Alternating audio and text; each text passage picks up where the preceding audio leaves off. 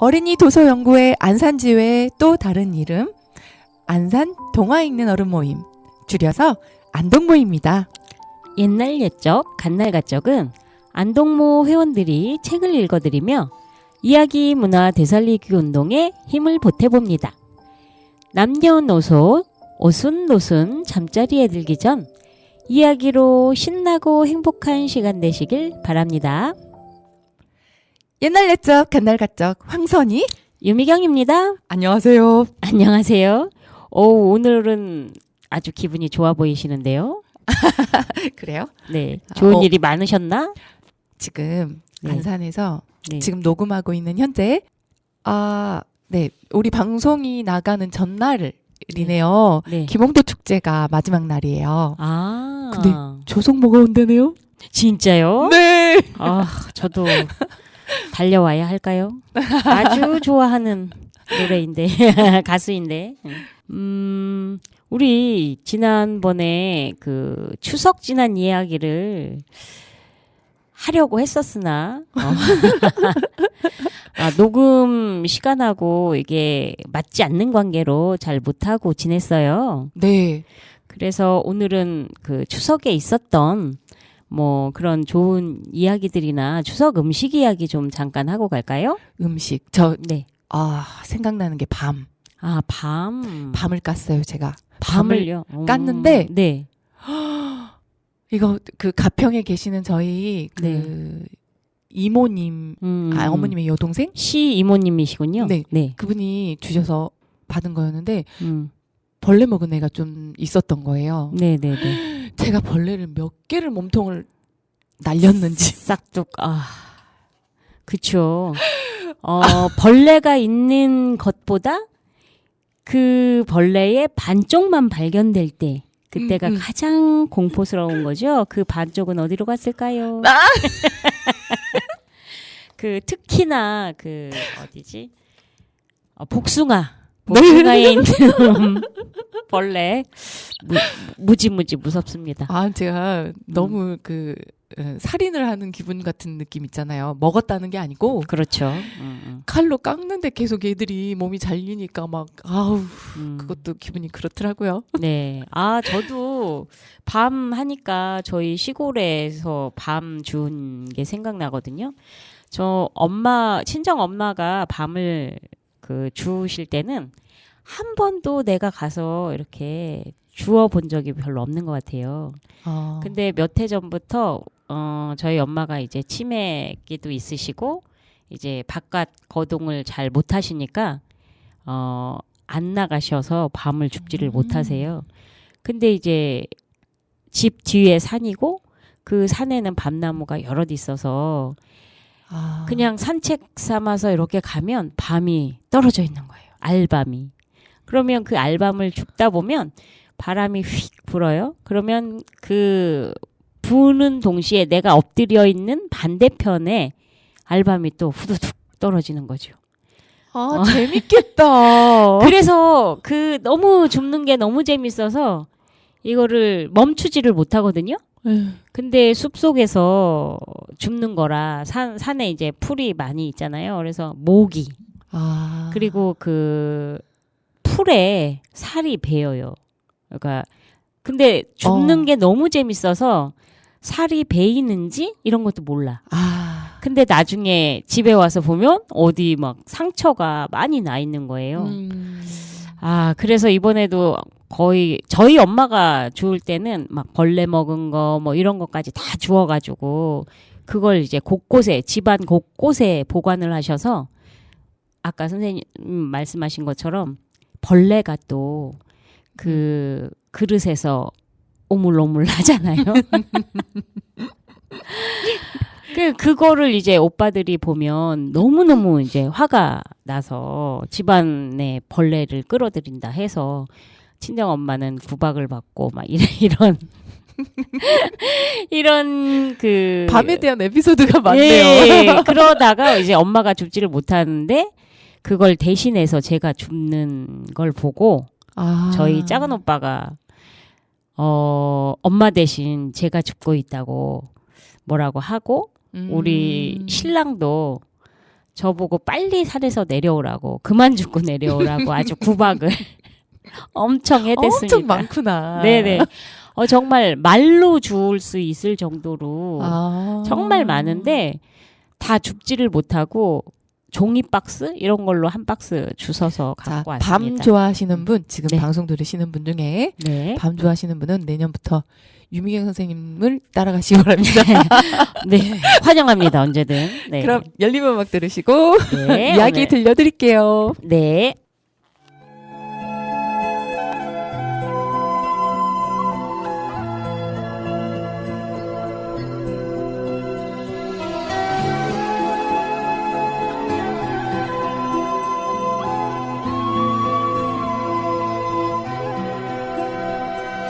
Every night in my dreams, I see you, I feel you. That is how I know you go on. Far across the distance and spaces between us, you have come to show you go on. Near, far, wherever you are, I believe that the heart does go on.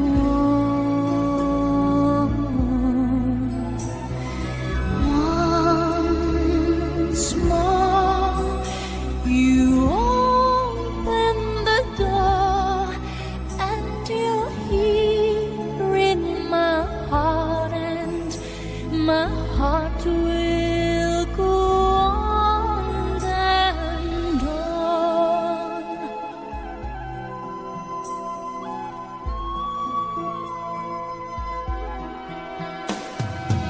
Love can touch us one time and last for a lifetime, and never let go till we're gone.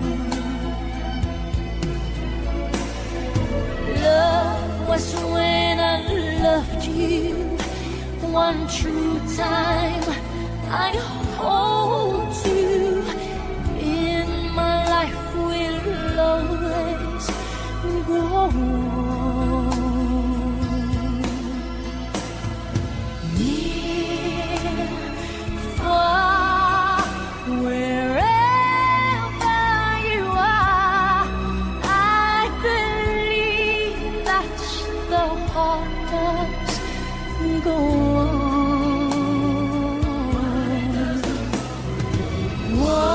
Once more, you open the door, and you're here in my heart, and my heart will go on and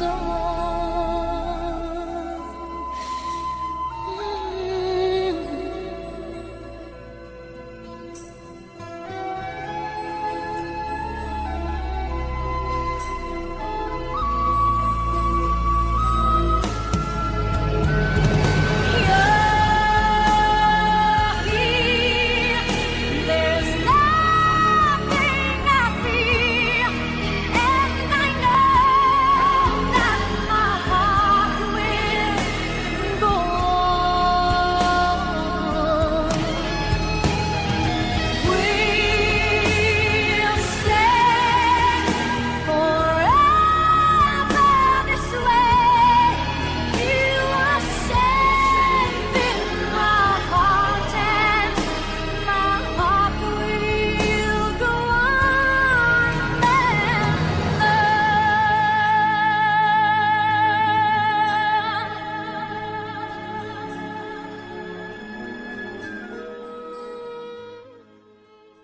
타이타닉의 OST My Heart Will Go On 들으셨습니다. 아, 디카프리오가 예쁘네요. 엄청 어려가지고. 아유. 입이 귀에 걸리셨습니다. 풋풋하네요, 정말. 네, 아, 풋풋합니다. 네, 오늘 첫 번째 이야기 읽어주실까요? 어떤 이야기죠? 네, 오늘은 영리한 사람들이라는 이야기 들려드릴게요. 네. 어느 날 농부가 방구석에서 자작나무 지팡이를 꺼내면서 아내에게 말했습니다. 여보, 나는 시골로 여행을 좀 다녀올 생각이요. 사흘쯤 집을 배울 텐데 그동안 소장수가 와서 우리 소 3마리를 사겠다고 하면 반드시 200탈러를 받아야 하오. 그보다 적게 준다면 절대로 팔지 마시오. 알아듣겠소? 알았으니 안심하고 다녀오세요. 알아서 잘할게요. 당신을 믿고 다녀오겠소. 하지만 당신은 어렸을 때 머리를 다쳐서 지금도 그 영향이 남아있소. 그래서 하는 말인데 절대로 바보 같은 짓은 하지 마시오. 만약 그랬다간 이 지팡이로 파란색 물감보다 더 시퍼렇게 당신을 때릴 것이오. 그러면 그 자국은 1년도 더 갈 것이오. 알겠소? 농부는 이렇게 겁을 준 다음 길을 떠났습니다. 다음 날 아침 소장수가 찾아왔을 때 그녀는 장사꾼과 오래 흥정할 필요가 없었습니다. 장사꾼은 소를 검사해보고 가격을 물어본 후 말했습니다. 나는 공정한 가격을 부르기로 유명한 사람이요. 그만한 돈을 기꺼이 내리다. 그러면 이제 소를 데려가도 되겠죠? 그는 고삐를 쥐고 소들을 슬슬 몰고 나왔습니다. 그러나 소들이 막 외양간을 벗어나려 할 때 농부의 아내가 장사꾼의 팔을 잡고 말했습니다. 우선 200달러를 주셔야지요. 돈을 내지 않으면 소를 데려갈 수 없어요. 그러자 그 사람은 이렇게 말했습니다. 물론이죠. 그러나 솔직히 말하자면 나는 지갑을 잃어버렸답니다. 그러나 조금도 걱정하지 마세요. 여기에 확실한 담보를 맡겨놓고 가죠. 소 2마리만 데려가고 1마리는 남겨놓겠어요. 어때요? 안전한 방법이죠? 농부의 아내는 이 말에 속아서 소 2마리를 가져가게 했습니다. 그러면서 농부가 돌아와서 자기가 얼마나 현명하게 일을 처리했는지 알게 되면 분명히 기뻐할 것이라고 생각했습니다. 농부는 사흘 후에 집으로 돌아왔습니다. 그는 돌아오자마자 소를 팔았는지 물었습니다. 그럼요, 여보. 당신이 말했던 것처럼 200달러에 팔았어요. 사실 소값치고는 조금 비싸지만 소장수는 아무 말 없이 사갔어요. 그러자 농부는 얼굴을 활짝 펴고 물었습니다. 그래, 돈은 어디 있어? 돈은 아직 받지 못했어요. 지갑을 잃어버렸다지 뭐예요. 하지만 곧 돌아와서 돈을 주기로 했어요. 좋은 담보물을 맡기고 갔거든요. 어떤 담보물인데?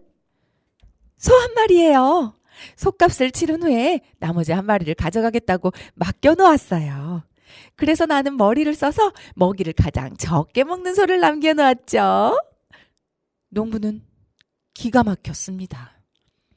그는 지팡이를 들어 떠나기 전에 다짐했던 것처럼 아내를 때리려 했으나 무슨 생각을 했는지 손을 내리며 말했습니다. 당신은 하늘 아래 사는 사람들 가운데서 가장 멍청한 바보요. 하지만 당신이 불쌍하구려. 난 지금부터 큰 길에 나가서 당신보다 더 멍청한 사람이 있는지 사흘 동안 기다려보겠소. 만일 그런 사람이 하나라도 있다면 당신을 용서하겠소. 그러나 하나도 없다면 당신의 시퍼렇게 멍이 들 때까지 맞아야 할 거요. 그는 큰 길가 바위 위에 걸터 앉아 오가는 사람들을 구경하기 시작했습니다. 잠시 후 건초더미를 쌓은 수레 한 대가 다가왔습니다. 그런데 수레를 몰고 있는 여자는 건초더미 앞에 앉아서 수레를 모는 것도 아니고 그렇다고 소 옆에서 고삐를 쥐고 수레를 모는 것도 아니었습니다. 그 여자는 건초더미 한가운데 서서 수레를 몰고 있었습니다. 저것이 바로 내가 기다리던 광경이야. 그는 무릎을 치며 생각했습니다. 농부는 바위에서 벌떡 일어나 수레 앞으로 달려갔습니다. 그를 보고 여자가 물었습니다. 이봐요. 왜 그러죠? 보아하니 처음 보는 양반 같은데 어디서 오신 분이요? 그러자 농부가 대답했습니다. 나는 하늘에서 내려왔다오. 하지만 가는 길을 잃어버렸소. 당신이 좀 데워다 주지 않겠소? 글쎄요. 난 길을 잘 몰라요. 하지만 당신이 하늘에서 내려왔다니 내 남편이 어떻게 지내고 있는지 알겠구려. 그는 3년 전에 올라갔다오. 댁도 그를 만나봤겠지요? 물론이죠. 그 사람을 본 적이 있어요. 그러나 하늘나라라고 해서 누구나 편하게 사는 건 아니라오. 당신 남편은 양떼를 돌보고 있는데 그 귀여운 놈들 때문에 무척 고생하고 있지요. 그놈들은 가파른 산등성이를 껑충껑충 뛰어다니기도 하고 숲속에서 길을 잃기도 한답니다. 그러면 당신의 남편은 그것들을 찾아서 집으로 데려오곤 하지요. 그의 옷은 낡아서 누더기가 다 됐다오. 당신도 옛날 이야기를 들어서 알고 있겠지만 베드로가 양복장이들을 천국으로 들여보내지 않았기 때문에 그곳에서는 옷을 수선할 수가 없죠. 이 말을 듣고 여자가 소리쳤습니다. 저런 세상에, 그걸 진작에 알았더라면. 우리 집에는 아직도 남편이 주일마다 입던 옷이 깨끗하게 보관되어 있어요. 그 옷은 아주 훌륭해서 하늘나라에서 입기에도 충분하지요. 그걸 남편에게 보내고 싶은데 좀 도와주시려. 당신이 참 친절한 사람 같아 보여서 하는 소리예요. 그러자 농부는 이렇게 대답했습니다. 그건 곤란한 일이요. 아무도 옷을 가지고 하늘나라에 들어갈 수 없어요. 문 앞에서 빼앗기고 말거든요. 그럼 이건 어떨까요? 나는 어제 제일 좋은 밀을 팔아서 돈을 받았다오. 그걸 남편에게 보내주었으면 좋겠는데 당신이 그 돈을 지갑에 넣고 들어간다면 아무도 눈치 못 챌 거 아니오? 정 그렇다면 당신의 부탁을 들어드리리다. 곧장 집으로 가서 지갑을 들고 올 테니 여기서 잠깐만 기다리슈. 여기에 서서 소를 모는 게 앞에 앉아서 소를 모는 것보다 더 낫다우. 소가 수레를 더 쉽게 끌 수 있는 것 아니유. 그 여자는 소를 몰아 집으로 향했습니다. 농부는 그녀가 정신이 나간 얼간이라고 생각했습니다. 그리고 만일 그 여자가 돈을 가지고 온다면 그의 아내는 얻어맞지 않아도 되므로 하느님께 깊이 감사해야 할 것이라고 생각했습니다. 잠시 후 돈을 가지고 돌아온 그 여자는 그의 지갑에 직접 넣어 주기까지 했습니다. 그리고는 돌아가기 전에 농부에게 몇 번이나 고맙다는 인사를 했습니다.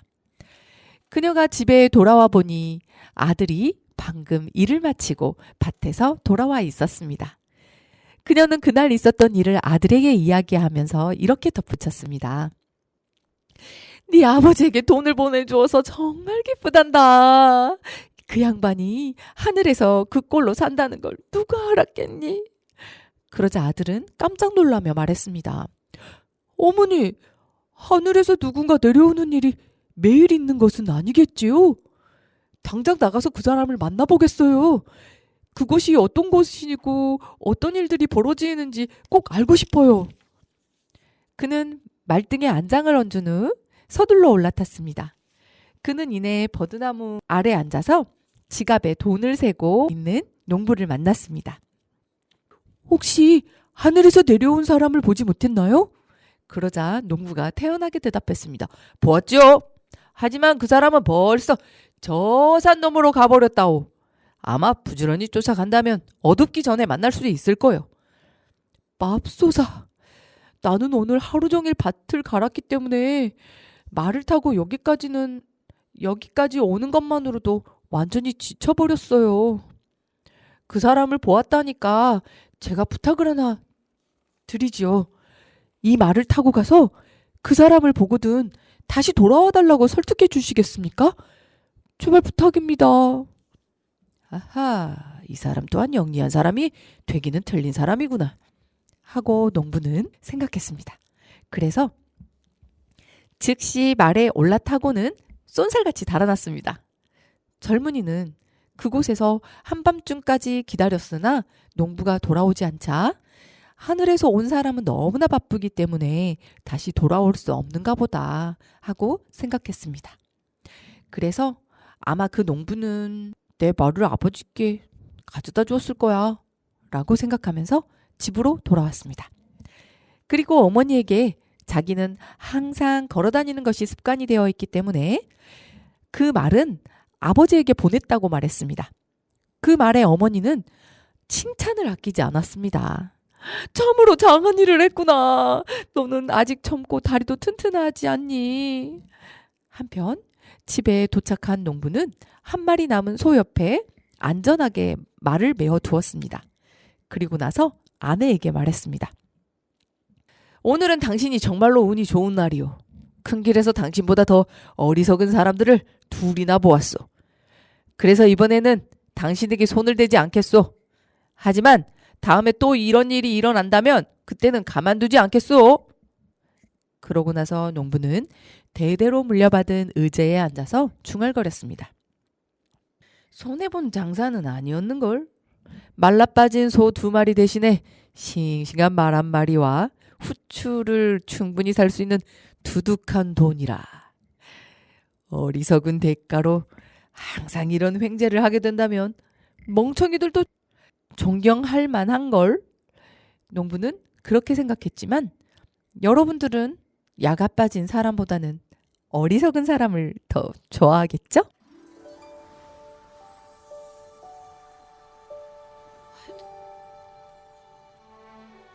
Is this? A magic carpet? Do you trust me? What did you say? Do you trust me?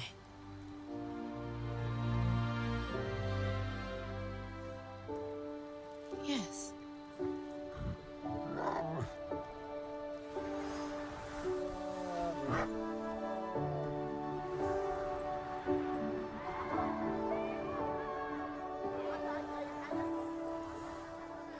I can show you the world, shining, shimmering, splendid.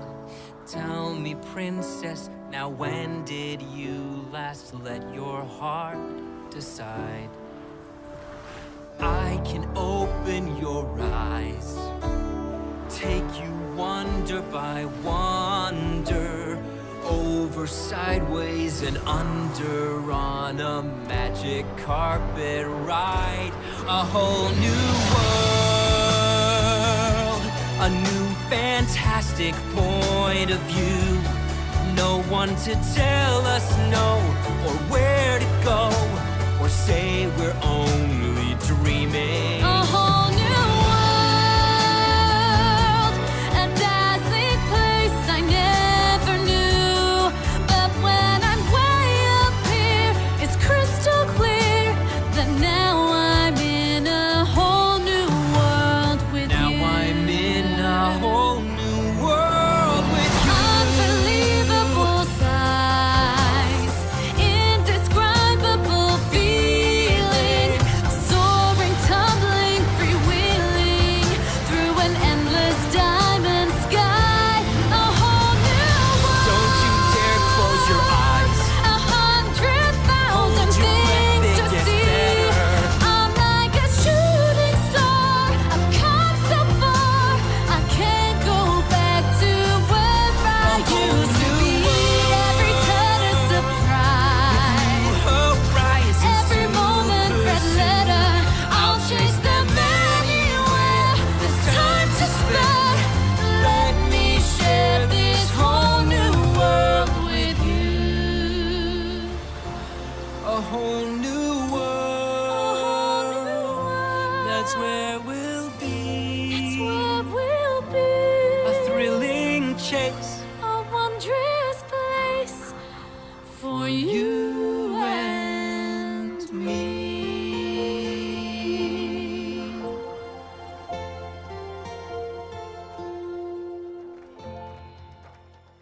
네.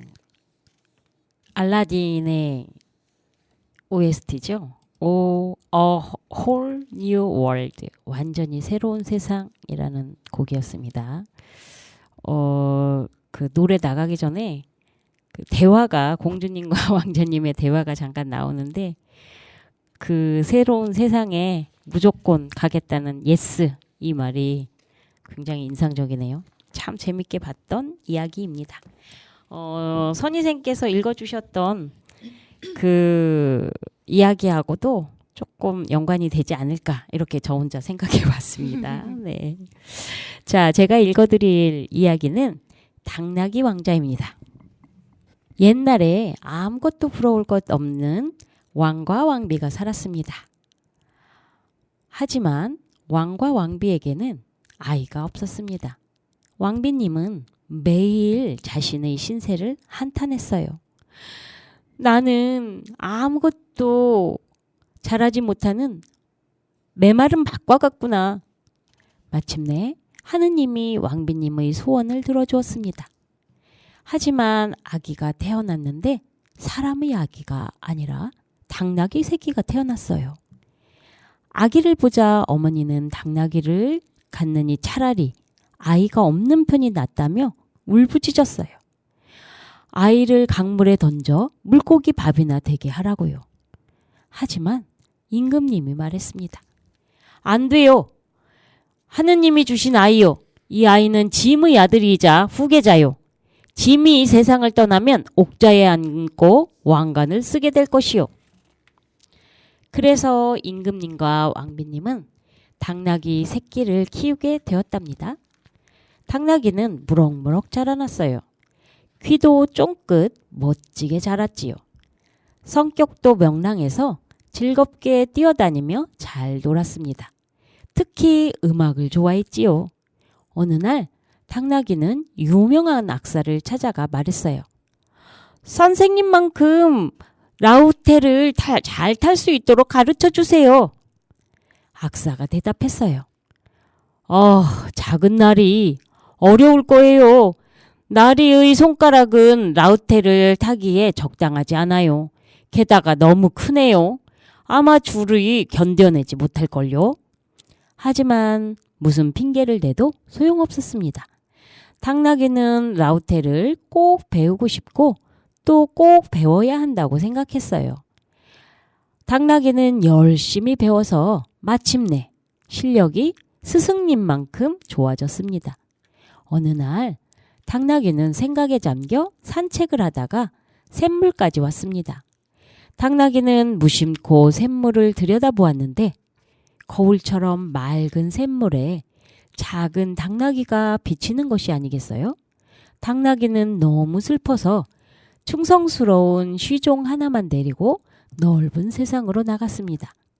두 사람은 여기저기 떠돌아다니다가 마침내 어느 나라에 이르렀습니다. 그 나라는 늙은 임금님이 다스렸는데 임금님은 달랑 딸 하나를 두었어요. 공주님은 놀랄 만큼 아름다웠지요. 작은 당나귀는 말했어요. 여기에 머물자. 그리고 성문을 두드리며 소리쳤어요. 길 가는 나그네인데 문 좀 열어주세요. 들어가게요. 하지만 성문은 열리지 않았어요. 그러자 당나귀는 라우테를 꺼내 앞발로 연주했어요. 정말 아름다운 음악이었지요. 그러자 문지기는 눈이 휘둥그레져서 임금님에게 달려가 보고했습니다. 저 섬 바깥 성문 앞에 어린 당나귀가 앉아있는데 대가처럼 라우테를 잘 탑니다. 그러자 임금님이 말했어요. 악사를 들어오게 하라. 라우테를 연주하는 당나귀가 들어오자 사람들은 와하하 웃음을 터뜨렸습니다. 작은 당나귀는 아래에서 하인들과 같이 식사를 해야 했어요. 작은 당나귀는 기분이 상해서 말했어요. 저는 마국간에 있는 평범한 당나귀가 아니에요. 고결한 당나귀라고요. 그러자 사람들이 말했어요. 그럼 병사들과 같이 앉게? 싫어요.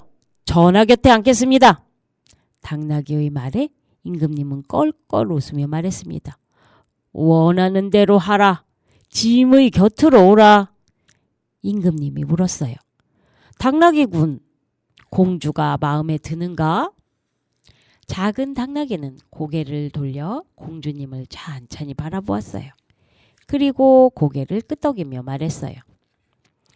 예, 마음에 듭니다. 정말 아름다우시네요. 저렇게 아름다운 여인은 본 적이 없습니다. 그러자 임금님이 말했어요. 그럼 공주 곁에도 앉으라. 작은 당나귀는 이렇게 대답했어요. 좋습니다. 작은 당나귀는 공주님 곁에 앉아 먹고 마셨는데 아주 점잖고 단정하게 행동했답니다. 고결한 당나귀는 한동안 궁전에서 살았습니다. 그런데 문득 이런 생각이 들었어요. 이게 다 무슨 소용인가? 이제 그만 집으로 돌아가야겠다. 작은 당나귀는 슬퍼서 고개를 푹 숙이고 임금님에게 그만 떠나야겠다고 했습니다. 하지만 임금님은 그 사이에 당나귀를 좋아하게 되었답니다. 임금님이 말했어요. 당나귀군, 무슨 말인가? 벌레라도 씹은 것처럼 얼굴을 잔뜩 찌푸리고 있구나. 짐의 곁에 계속 있으라. 원하는 것이 있으면 다 주겠다. 황금을 갖고 싶으냐? 그러자 당나귀는 고개를 저으며 말했습니다. 아니요. 보석과 장신구를 갖고 싶으냐? 아니요. 짐의 왕국의 절반을 갖고 싶으냐? 아닙니다. 무엇을 줘야 좋아할지 알 수 있다면 혹시 아름다운 공주를 아내로 맞이하고 싶으냐? 그러자 작은 당나귀는 냉큼 대답했어요. 예, 공주님을 얻고 싶습니다. 작은 당나귀는 대번 얼굴이 환해지며 명랑해졌어요. 정말 공주님을 얻고 싶었거든요. 두 사람은 성대하고 화려한 결혼식을 올렸습니다. 저녁이 되자 신랑 신부는 침실로 안내되었습니다. 임금님은 시종을 불러 두 사람의 침실에 숨어 있으라고 했어요. 작은 당나귀가 역시 예의 바르고 점잖게 행동하는지 알고 싶었거든요. 그런데 침실에 들어가자 신랑은 문에 빗장을 지르고 주위를 둘러보았어요. 공주님하고 둘만 있다고 생각하자 신랑은 당나귀 가죽을 홀랑 벗어버렸답니다. 그러자 당나귀는 온데간데없고 아름다운 왕자님이 우뚝 서 있었어요. 왕자님이 말했어요. 내가 누군지 보세요. 당신에게 어울리지 않는 사람이 아니지요? 신부는 기뻐서 신랑에게 입을 맞추었습니다. 신랑을 진심으로 사랑하게 된 것이지요. 아침이 밝아오자 신랑은 튕기듯 일어나 당나귀 가죽을 다시 뒤집어 썼습니다. 그러자 아무도 가죽 속에 무엇이 숨어 있는지 알 수가 없었지요. 바로 늙은 임금님이 들어왔습니다. 당나귀군. 벌써 일어나셨네. 임금님은 이렇게 소리치고 공주님에게 말했어요. 하지만 넌 슬프겠지. 남편이 정상적인 사람이 아니니까. 아니에요, 아바마마.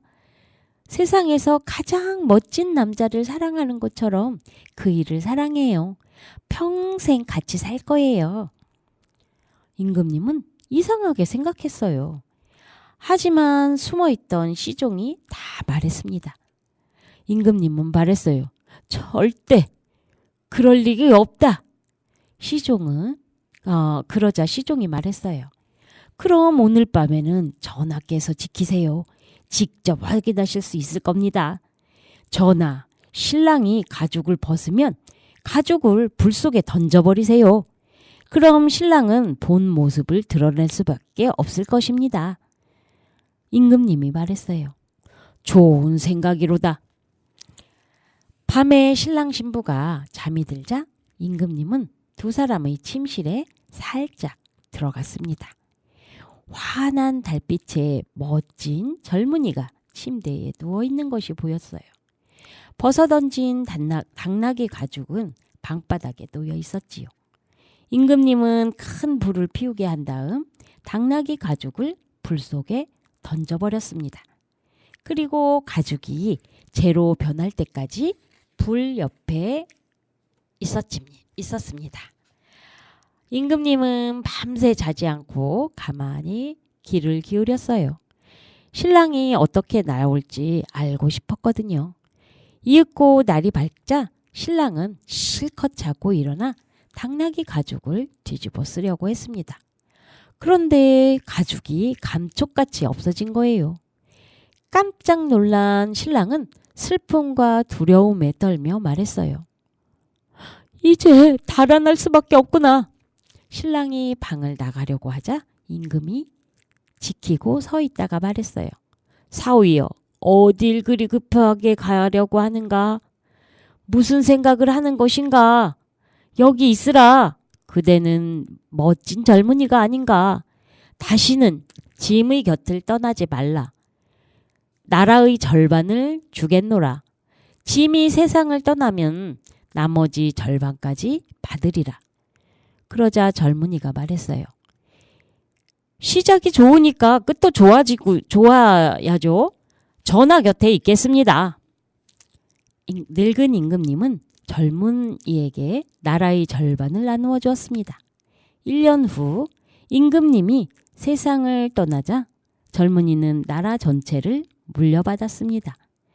그리고 젊은이의 아버지가 세상을 떠나자 그 나라까지 물려받고 행복하게 잘 살았답니다.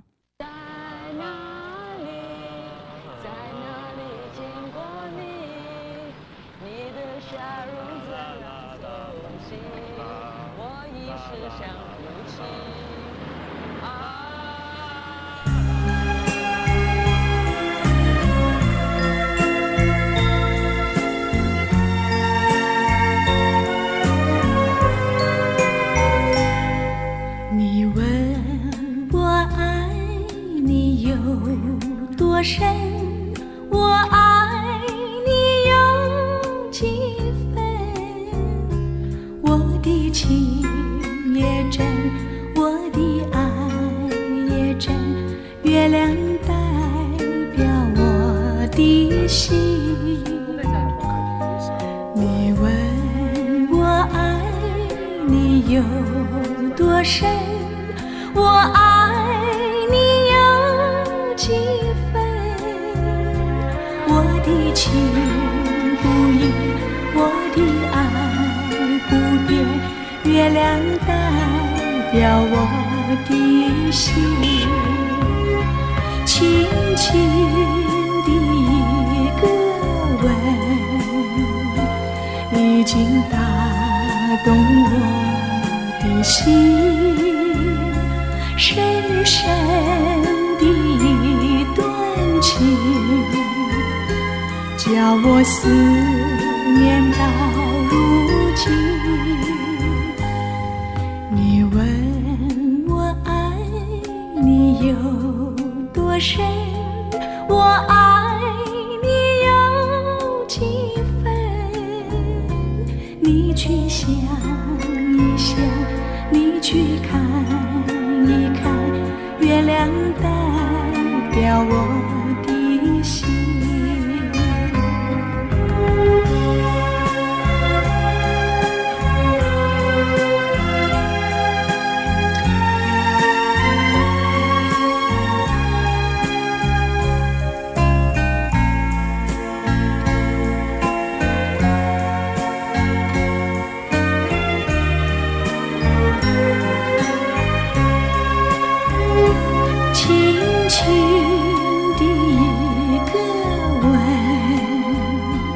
已经打动我的心，深深的一段情，叫我思念到如今。你问我爱你有多深，我爱你有几分？你去想一想，你去看一看，月亮代表我的心。你去想一想，你去看一看，月亮代表我的心。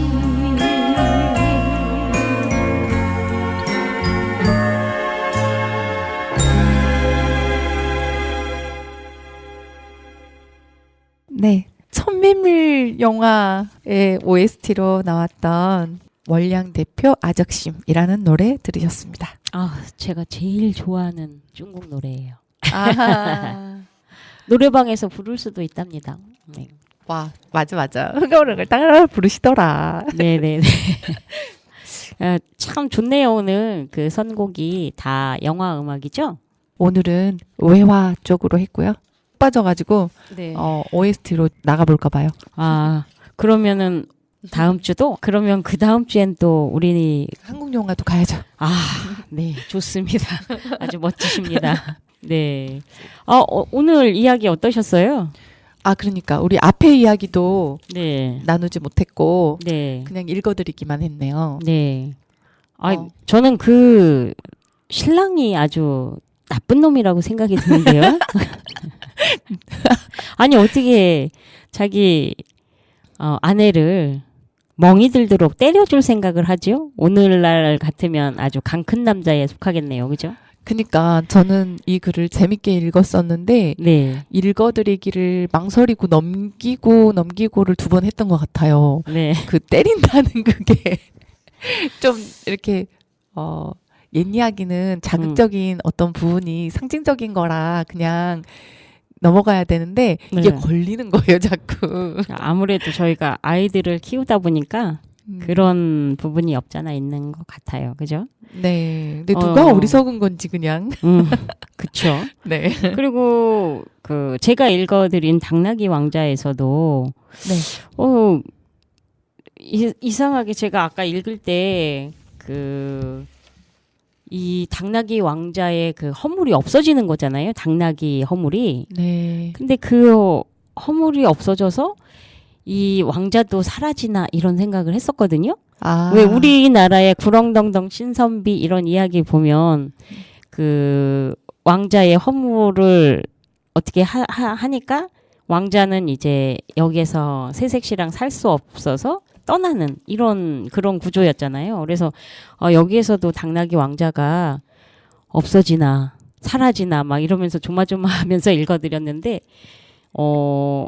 없어지자마자 사람이 돼서 잘 먹고 잘 살았다. 이런 결말 되게 우습더라고요. 저의 기대하고는 또 다른 어떤 그런 이야기라서. 네. 지금 이제 방금 전에 읽어주셨던 이야기 들으면서 네. 그 스스로를 귀한 몸이라고 생각할 수 있는 마음가짐보다 중요한 건 없는 것 같다. 그게 저거잖아요. 이야기에서 주는 교훈인가요? 저는 그렇게 받아들였어요. 그것보다 중요한 건 없는 것 같아서. 그리고 네. 자기 자신의 내실이 있는 거잖아요. 외부에 두지 않고. 네네네. 내부에. 그래서 그게 꽂히더라고요. 아, 그리고 또 한 가지 그 왕비가 아무것도 부족함이 없었던 왕비가 겨우겨우 이제 신세 한탄을 해서 하느님이 그 뜻을 받아들여서 이제 아이를 낳게 했는데 그 아이가 당나귀 아이였단 말이죠. 근데 아무것도 부족함이 없었지만 아이가 없었어. 아이가 없어서 뭐 빌고 빌어서 아이가 생겼어. 근데 그렇게 생긴 아이가 당나귀이기 때문에 사람이 아니어서 버려야 돼. 이런 마음을 갖는 엄마가 있을까? 그런 생각도 사실은 처음에 읽을 때 잠깐 했었어요. 그러니까 그 네. 장애아를 가진 부모님 입장이 헤아려지는 이야기였어요. 네네네. 네. 그런 부분도 없잖아 있고요. 근데 또 그걸 아빠가 왕이 그 허물을 이제 보듬어 준다는 그런 설정이 다른 이야기들과는 조금 다른. 옛 이야기에서 아빠의 역할은 많이 부재하잖아요. 네네. 근데 여기에서는 이제 왕인 아빠의 역할이 당나귀 아이를 내 후계자로 삼겠노라 막 이렇게 하니까 다른 이야기들과는 조금 달랐던 것 같습니다. 네. 자, 오늘 어떻게 또 다른 이야기 그러게요. 시간이 애매하죠. 네. 시간이 남아 있어서 이야기를 한 개를 더 들려드려야 될까 봐요. 아, 네. 뭐 준비된 이야기 또 있을까요? 조금 긴감이 있어서 네, 네. 망설여지는데 네. 그래도 저희가 이야기 들려드리고 마지막 곡 들려드리면서 인사를 하더라도 네, 읽어보겠습니다. 네. 혹시 읽다가 끊기면 다음 주로 2부 이야기로 가면 어떨까요? 아, 네. 그럴까요? 네. 그러니까 마음의 여유를 가지시고 천천히 읽어주시면 좋을 것 같아요. 네. 네. 자, 어떤 이야기 들려주실 거죠? 네, 오늘은 그러면, 이번에는 그러면 네. 털복숭이 공주 읽어드릴게요. 재밌겠네요. 옛날 어느 곳에 금발머리의 아내를 둔 왕이 있었습니다. 왕비는 이 세상 누구보다도 아름다웠습니다. 그런데 어느 날 왕비가 알아눕게 되었습니다. 왕비는 앞으로 얼마 살지 못할 것 같은 느낌이 들었습니다. 그래서 왕에게 이렇게 말했습니다. 제가 죽은 다음 당신이 다시 결혼하게 되면 저처럼 금발머리의 아름다운 사람과 맺어졌으면 좋겠어요. 그러겠다고 약속해 주세요. 왕이 약속을 하자 왕비는 숨을 거두었습니다. 오랫동안 왕은 슬픔에서 헤어나오지 못했고 새 왕비를 맞을 생각은 꿈에도 없었습니다. 마침내 고문관들이 말했습니다. 이대로는 안 됩니다. 폐하께서는 백성들을 위해 새로 왕비를 맞으셔야 합니다. 죽은 왕비의 아름다움에 못지않은 신부감을 구하기 위해 신하들은 온 나라를 뒤지고 다녔습니다. 그러나 도저히 그렇게 아름다운 여자는 찾아낼 수가 없었습니다. 어쩌다 그런 여자가 나타났다 싶으면 이번에는 금발머리가 아니었습니다. 그래서 신하들은 그냥 돌아올 수밖에 없었습니다. 그런데 왕에게는 딸이 하나 있었습니다. 그 딸은 죽은 어머니 못지않게 아름다웠고 죽은 어머니처럼 금발머리였습니다. 어느 날 왕은 다 큰 처녀로 자란 딸을 보고 얼굴 생김새가 죽은 아내와 똑같다는 것을 깨달았습니다. 왕은 느닷없이 딸에게 뜨거운 사랑을 느끼고 고문관들에게 이 사실을 털어놓았습니다. 딸아이와 결혼해야겠네. 그 아이를 보면 죽은 아내가 살아온 것만 같은 느낌이 들어.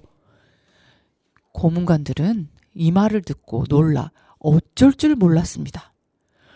하느님께서는 아버지가 딸과 혼인하는 것을 금하셨습니다. 그런 죄를 저지르시면 좋지 않은 일이 일어날 것입니다. 결국 온 나라가 망하게 될 것입니다. 아버지의 결심을 전해 들은 딸은 더더욱 기가 막혔습니다. 하지만 딸은 아버지가 마음을 고쳐먹도록 어떻게든 설득할 수 있을 것이라는 희망을 잃지 않고 그래서 아버지에게 가서 말했습니다.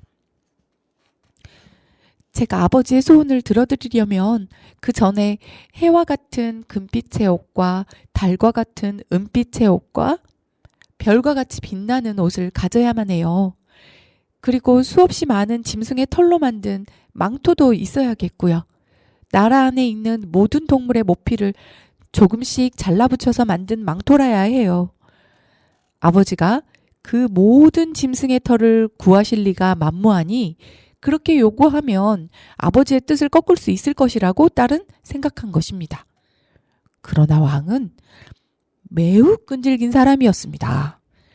나라 안에서 솜씨 좋다는 여인들을 다 불러 모아서 해와 같은 금빛의 옷과 달과 같은 은빛의 옷과 별과 같이 빛나는 옷을 짜도록 시켰습니다. 그리고 사냥꾼들은 뿔뿔이 흩어져서 짐승이란 짐승은 모두 잡아다가 모피를 조금씩 떼어냈습니다. 그리하여 수없이 많은 모피 조각들로 망토를 만들었습니다.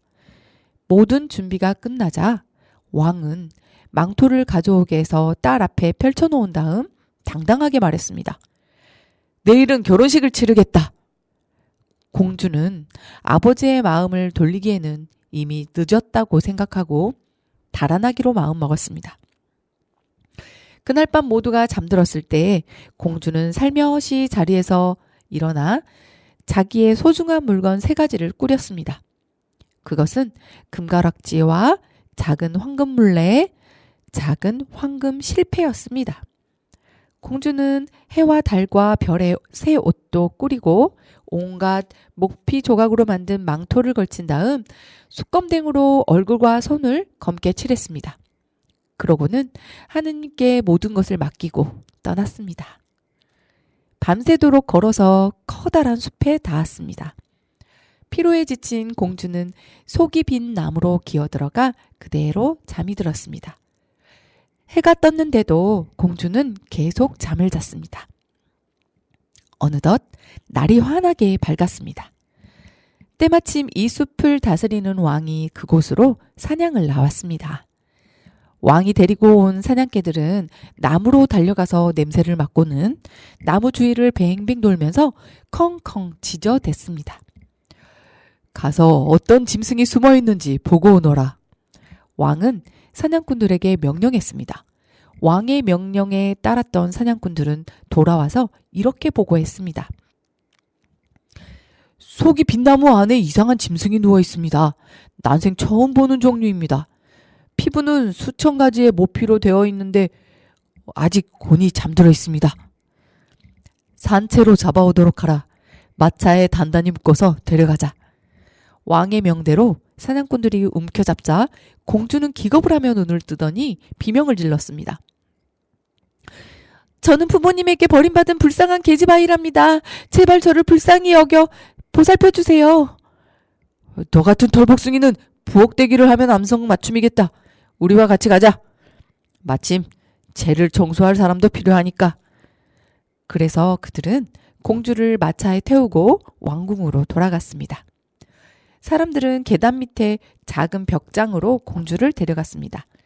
그곳은 낮에도 빛이 들어오지 않는 곳이었습니다. 털복숭이는 여기서 지내거라. 사람들이 말했습니다. 그러고 나서 공주는 부엌으로 보내졌습니다. 공주는 그곳에서 아주 오랫동안 고생을 하면서 지냈습니다. 아름다운 공주는 어떻게 되는 걸까요?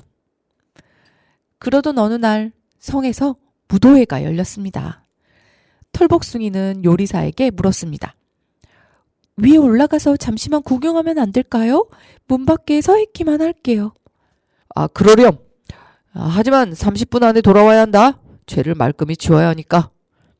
털복숭이 공주는 작은 등잔불을 들고 벽장으로 가서 망토를 벗었습니다. 그리고 얼굴과 손에 묻은 검땡을 말끔히 씻었습니다. 아름다운 얼굴이 다시 살아났습니다. 공주는 해처럼 눈부신 옷을 입었습니다. 몸단장을 끝낸 공주는 계단으로 올라가 무도회장으로 갔습니다. 모두가 길을 열어주었습니다. 사정을 모르는 사람들은 당연히 진짜 공주인 줄로만 알았겠지요. 왕이 다가오더니 손을 내밀었습니다. 공주는 왕과 함께 춤을 추기 시작했습니다. 왕은 이렇게 아름다운 여자를 보기는 평생 처음이라고 생각했습니다. 춤이 끝나자 공주는 왕에게 예의 바르게 절을 했습니다. 왕은 공주가 사라지는 모습을 넋을 잃고 바라보았습니다. 공주가 어디로 갔는지 아는 사람은 아무도 없었습니다. 성문을 지키고 있던 보초병들을 불러다 물어보았지만 공주를 본 사람은 아무도 없었습니다. 그 사이 공주는 자기 벽장으로 가서 재빨리 옷을 갈아입었습니다. 그런 다음 얼굴과 손을 검게 칠했습니다. 다시 털복숭이가 된 것입니다. 공주는 부엌으로 다시 돌아와서 하던 일을 계속하고 죄를 치우기 시작했습니다. 그 일은 내일 하고 임금님이 드실 수프를 끓여라. 네가 수프를 만드는 동안 나는 위에 올라가서 구경을 좀 할 테니까. 수프에 머리카락 한 올이라도 떨어뜨렸다간 나중에 밥 한 톨 얻어먹지 못할 줄 알아? 요리사는 이렇게 말하고는 가버렸습니다. 공주는 임금님을 위해 정성 들여 수프를 만들었습니다. 수프가 다 되자 벽장에서 금가락지를 가져와 수프가 담긴 접시 안에 그것을 넣었습니다. 무도회가 끝나자 왕은 수프를 가져오라고 명령했습니다. 왕은 수프를 먹었습니다. 이렇게 맛있는 수프를 먹어보기는 난생 처음이었습니다. 그런데 다 먹고 나서 보니 접시 바닥에 반지가 하나 있었습니다.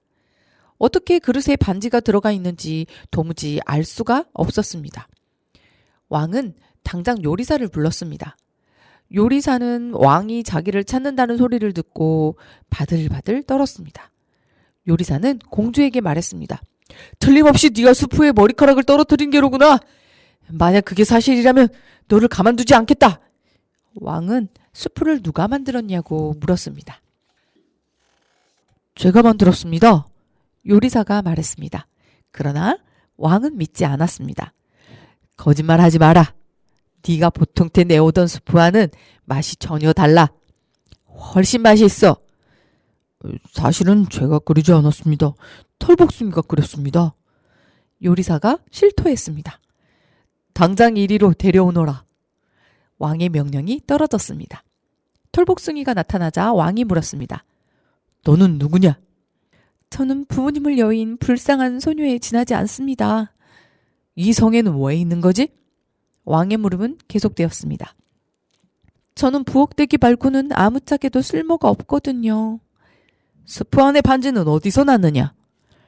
반지에 관해서는 전혀 모르는데요. 공주는 시치미를 뚝 뗐습니다.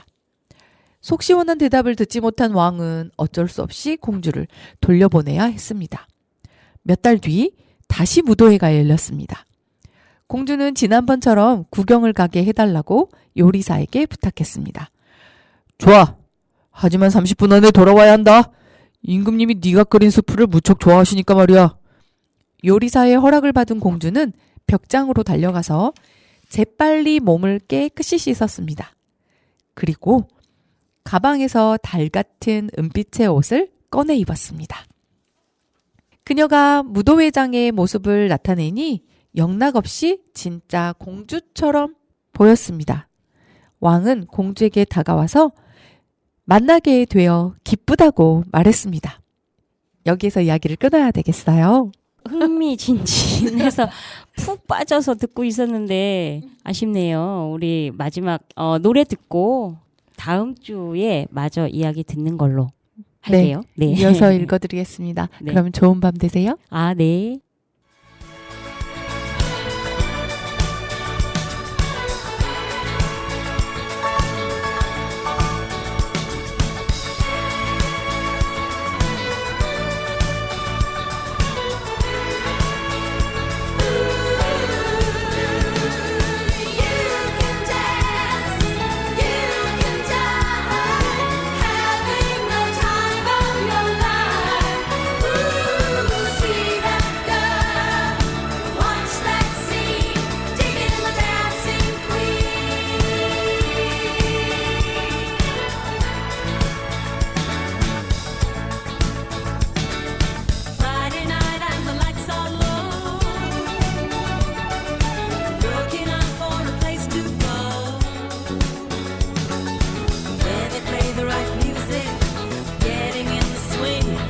come to look for a dream.